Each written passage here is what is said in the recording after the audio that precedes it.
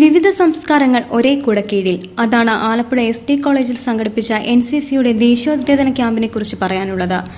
700ഓളം NCC കേഡറ്റ്സുകൾ അണിനിരുന്ന ദശദിന ക്യാമ്പിൽ ഭാഷയുടെയോ ദേശത്തിന്റെയോ അതിർവരമ്പുകൾ ഉണ്ടായിരുന്നില്ല. ലിംഗഭേദങ്ങൾക്കപ്പുറം സൗഹൃദത്തിന്റെ കെട്ടുറപ്പുള്ള കണ്ണികളായി അവർ മാറി.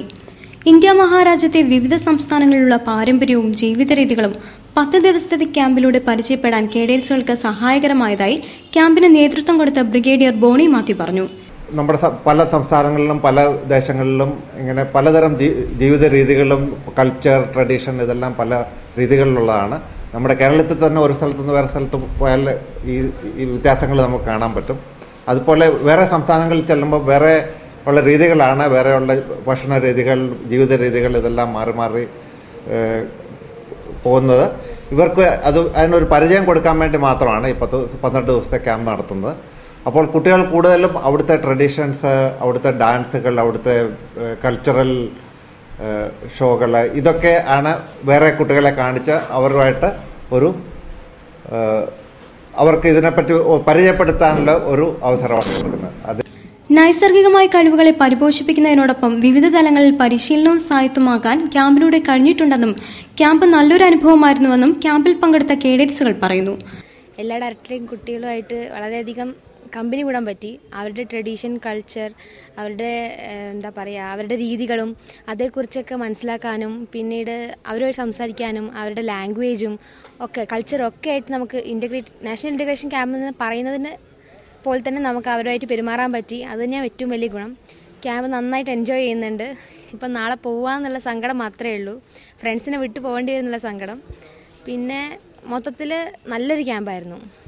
കായികമായും ഭൗതികവുമായുള്ള പരിശീലനങ്ങളും ക്യാമ്പിൽ നൽകിയിരുന്നു. 12 വർഷങ്ങൾ നീണ്ട ഇടവേളയ്ക്ക് ശേഷമാണ് ആലപ്പുഴ സനാതന ധർമ്മ കോളേജ് ദേശീയോദ്ഗ്രഥന ക്യാമ്പിന് വേദിയായി മാറിയതെന്നതും മറ്റൊരു പ്രത്യേകതയാണ്. ക്യാമ്പ് കേരളത്തിൽ വെച്ച് നടക്കുന്നത് കൊണ്ട് തന്നെ ഭൂരിപക്ഷവും കേരളീയരായിരുന്നുവെങ്കിലും ബീഹാർ, മണിപ്പൂർ, ഗുജറാത്ത്, ആസാം തുടങ്ങിയ വിവിധ സംസ്ഥാനങ്ങളിലെ കുട്ടികളും കുറവായിരുന്നില്ല. 10 ദിവസത്തെ ക്യാമ്പിനെ കുറിച്ച് അവർക്ക് പറയാനുള്ളതും നല്ല അനുഭവങ്ങൾ മാത്രം. Staff, management and everything is good. Here we have learned that how to work according to time, and this is very different from civil.